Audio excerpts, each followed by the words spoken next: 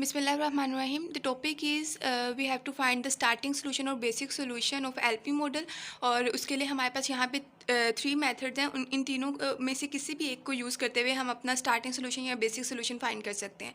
The first one is north west corner method and the second one is least cost method and the third one is Vogel approximation method. इसको हम in short वैम भी कहते हैं. अब आपके पास यहाँ पे एक मॉडल गिवन है जिसमें आपके पास कॉस्ट गिवन है, लेकिन आपके पास मतलब जो x11, x12, x3 उसमें से कोई भी गिवन नहीं है. तो हमने इसका बेसिकली स्टार्टिंग सोल्यूशन फाइंड करना है. और आपके पास सप्लाई गिवन है यहाँ पे और डिमांड गिवन है. सो फर्स्ट स्टेप आपके पास हमेशा यही होगा कि आपने देखना है कि जो सम ऑफ सप्लाई वो क्या आपके पास आ रहा है और डिमांड आपका सम ऑफ डिमांड क्या है. सम ऑफ सप्लाई आपके पास यहाँ पे 16 + 14 30 एंड 35. तो यहाँ पे अगर हम सम ऑफ सप्लाई देखें तो 35 आ रहा है. एंड सिमिलरली अगर डिमांड की हम बात करें तो 10 एंड अगर हम यहाँ से करें 6 एंड 4 10 10 20 और 35. तो यहाँ भी हमारे पास क्या आ रहा है 35. तो इसका मतलब क्या हुआ कि डिमांड और सप्लाई हमारे पास इक्वल है. तो हमारे पास ये जो ट्रांसपोर्टेशन मॉडल गिवन है ये हमारे पास बैलेंस्ड है. ठीक है, तो अब हम डायरेक्ट जस्ट इसमें से कोई से भी ये थ्री मेथड्स को अप्लाई करेंगे और हम इनका बेसिक सोल्यूशन फाइंड कर लेंगे.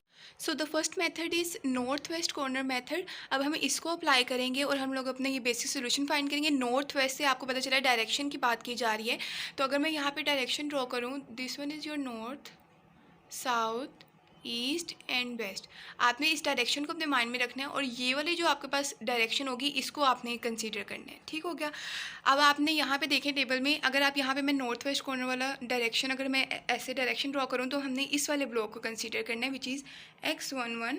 तो सबसे पहले हम इसको असाइन करेंगे. ठीक है, हम इसको कितनी सप्लाई दे सकते हैं 14 इसको सप्लाई दे सकते हैं, बट इसकी डिमांड कितनी है 6. ठीक है, तो हम इसकी डिमांड पूरी करेंगे 6. और जब इसकी डिमांड कंप्लीट हो गई है तो ये वाला जो कॉलम होगा ये आपके पास वैनिश हो जाएगा. ठीक है, और सप्लाई हमने उसको 6 दे दी और 14 थी, तो अब ये कितनी रह गई है हमारे पास 8 लेफ्ट. ठीक हो गया.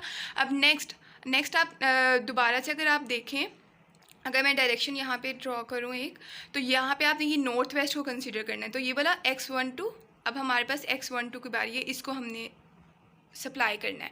तो अब जो x12 है उसकी डिमांड हमारे पास 10 है, बट हमारे पास जो सप्लाई है वो 8 है. तो हम उसको 8 सप्लाई कर सकते हैं, तो हम उसको 8 सप्लाई कर देंगे. ठीक है, अब हम इस रो में और किसी को भी कोई सप्लाई नहीं दे सकते क्योंकि हमारी सप्लाई ख़त्म हो गई है. ठीक हो गया.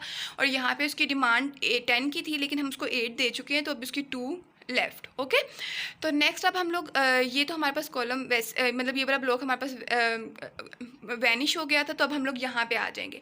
अगेन यहाँ पे अगर आप डायरेक्शन ड्रॉ करो तो आपके पास ये वाला ब्लॉक आता है, तो विच इज़ x22. इसकी डिमांड आपके पास 2 है, बट आप इसको 16 दे सकते हो. तो आप बस जस्ट इसको 2 इसकी डिमांड है तो आप इसको 2 ही दोगे, तो आपके पास ये वाला कॉलम अगेन वैनिश हो जाएगा और जो सप्लाई होगा वो 14 रह जाएगा.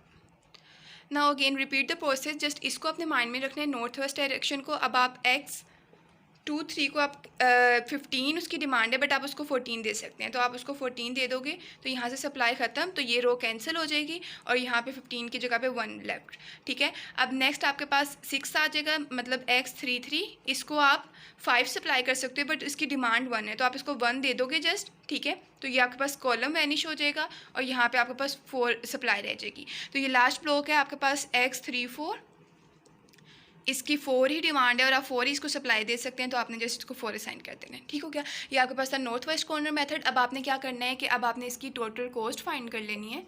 और टोटल कॉस्ट फाइंड करने का क्या तरीका है, उसका ये तरीका है कि 6 × 6 प्लस 4 × 8 और आगे 9 × 2 plus 2 × 14 and then plus 6 × 1 plus 2 × 4.